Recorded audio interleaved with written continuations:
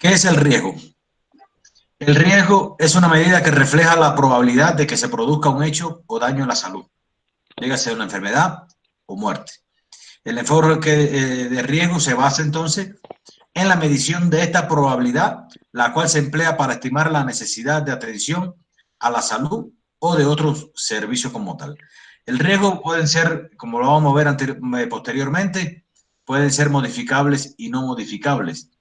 Ahora bien, existen varios factores de riesgo que van a intervenir en la salud de la persona, que como bien dice pueden causar una enfermedad o muerte a lo mismo, que lo vamos a estar viendo algunos de ellos, ejemplos posteriormente en el transcurso de la tarde.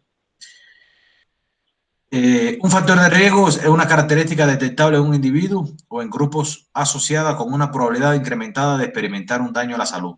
Por ejemplo, existen factores de riesgo como el hábito de fumar, que puede causar daño a la salud dado por un cáncer de pulmón, cáncer de esófago, cáncer de laringe, de cuerdas vocales, al igual que existen otros tipos de factores de riesgo como la obesidad, el sedentarismo, los malos hábitos alimentarios, etcétera, que entran dentro de los modos y estilo de vida de la población.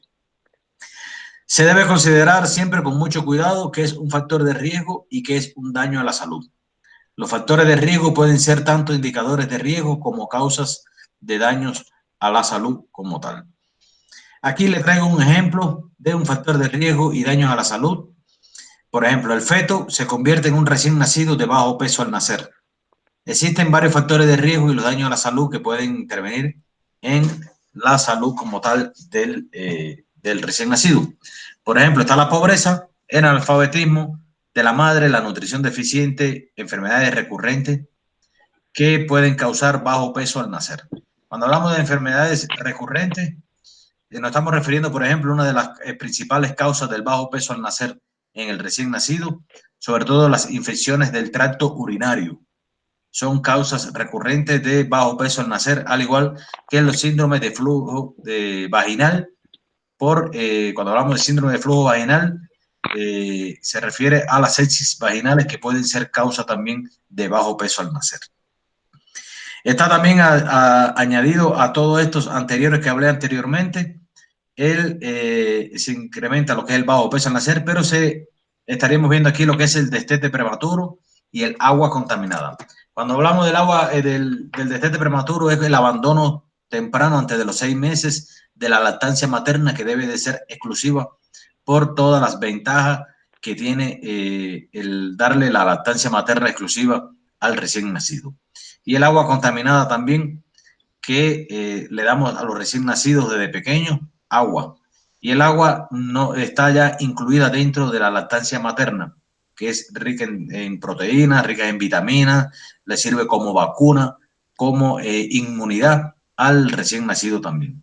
Y cuando existen todos estos factores de riesgo, pueden desencadenar daños a la salud, como es la gastroenteritis en el niño. Cuando hablamos de gastroenteritis en el niño, puede estar asociada también las enfermedades diarreicas. Y las enfermedades diarreicas pueden ser causa de daño a la salud al recién nacido también. Y cuando la gastroenteritis la sumamos con todos estos factores de riesgo también a la vez, y se suma también lo que es la rehidratación tardía, cuando no hidratamos correctamente al bebé, puede causar también en ocasiones la muerte. ¿Por qué? Porque hace un desequilibrio hidromineral y provocarle deshidrataciones, hipopotasemias, etcétera, y pueden llegar hasta la muerte de ese recién nacido.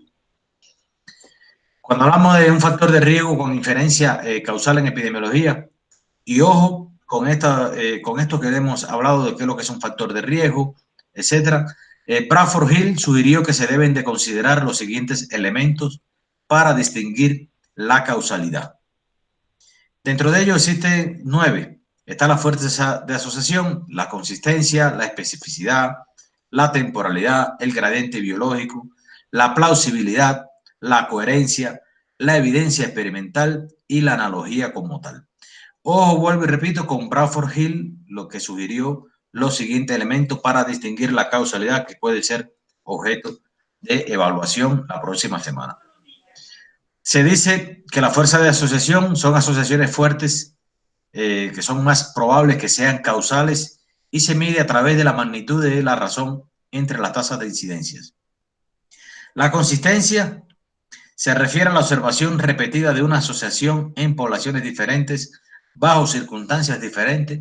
La falta de consistencia no descarta una conexión causal, ya que algunos efectos son producidos por algunas condiciones inusuales. La especificidad se requiere que una causa conduzca siempre a un efecto único y no a efectos múltiples como tal dentro de un X factor de riesgo.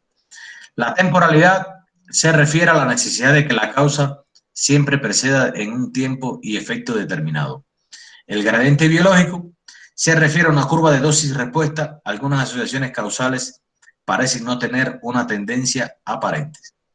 Plausibilidad biológica son las asociaciones de un evento biológico con la presencia de enfermedades como tal.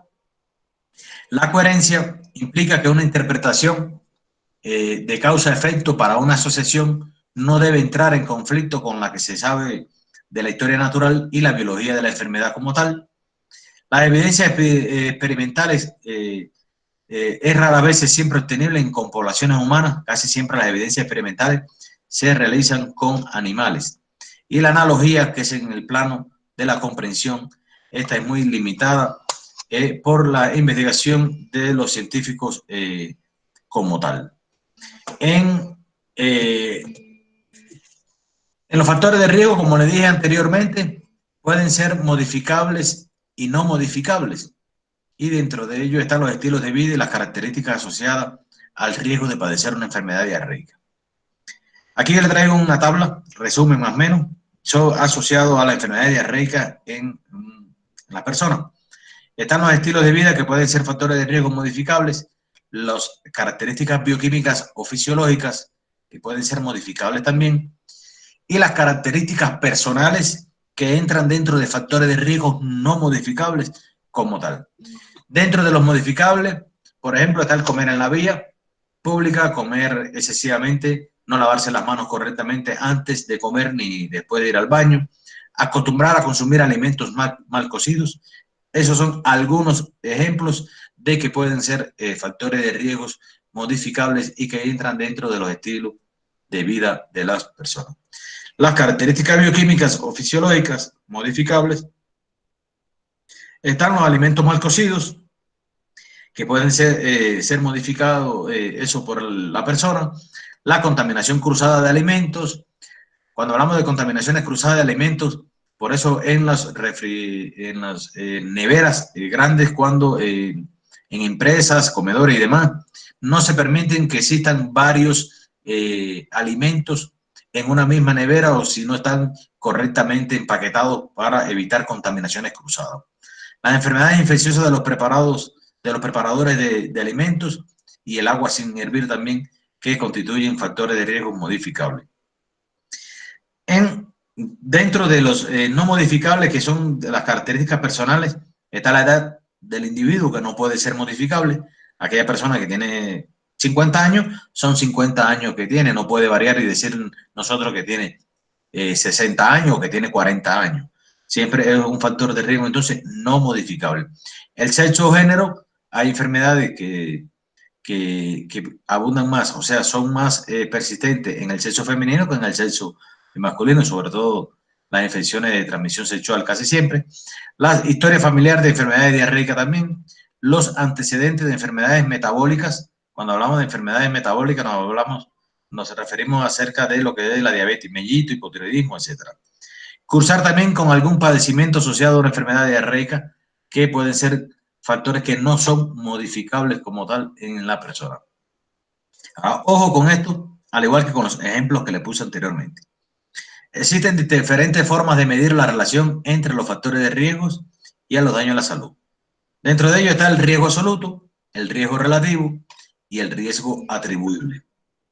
¿Qué es el riesgo absoluto? Es la incidencia del daño a la población total.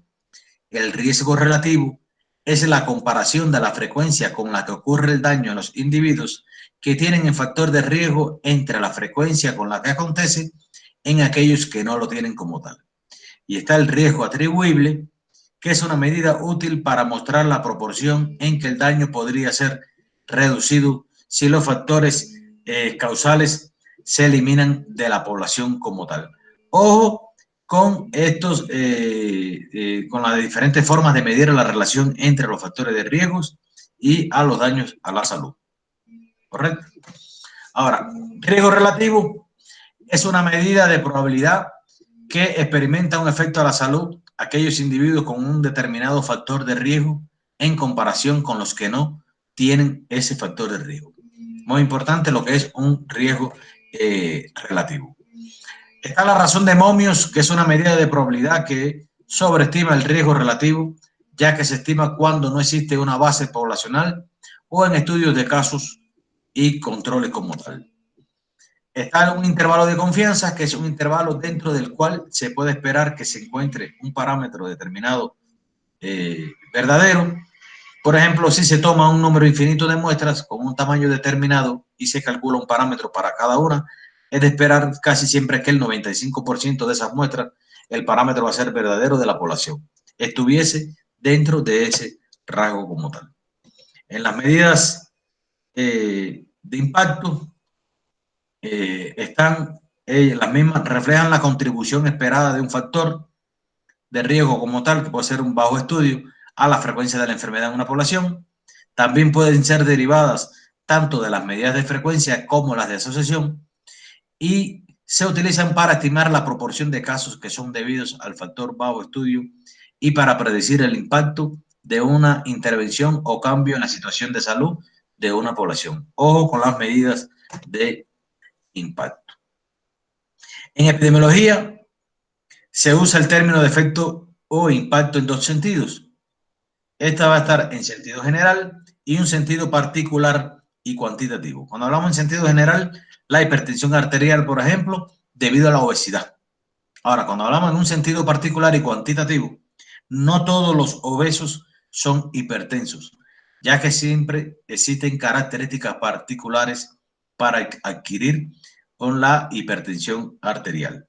Siempre van a existir características específicas y particulares en cada individuo para desarrollar la enfermedad de hipertensión arterial. Es un ejemplo que le traemos dentro de los términos de efecto o impacto en dos sentidos.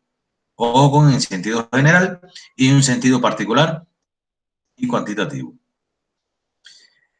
Y por último, son tres las medidas de efecto más utilizadas en epidemiología, que está la fracción etiológica, está la diferencia de riesgo y está el número atribuible de casos.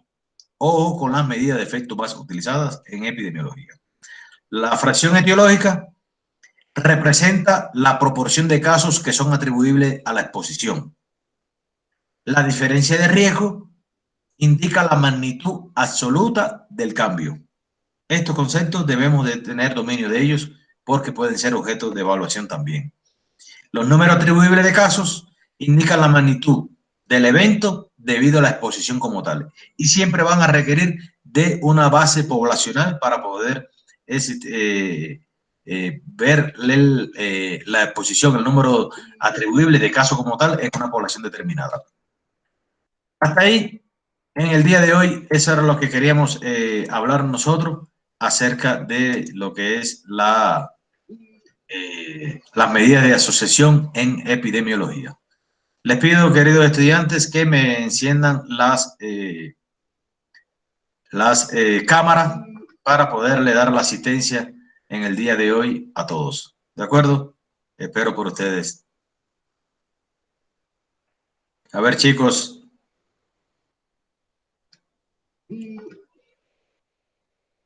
Vamos, lo que faltan, que esto nosotros estamos efectuando la grabación y esta es la manera de nosotros tener la asistencia en la videoconferencia. ¿Sí? A ver, ¿alguna duda respecto al tema este que acabamos de plantear?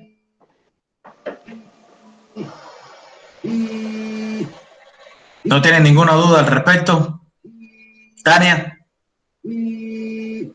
No, doctor. No. ¿Algún otro? Bueno, entonces, al final vamos a hacer algunas aclaraciones cuando terminemos las otras dos conferencias de administración de medicamentos que nos corresponden. Muchas gracias por la atención prestada.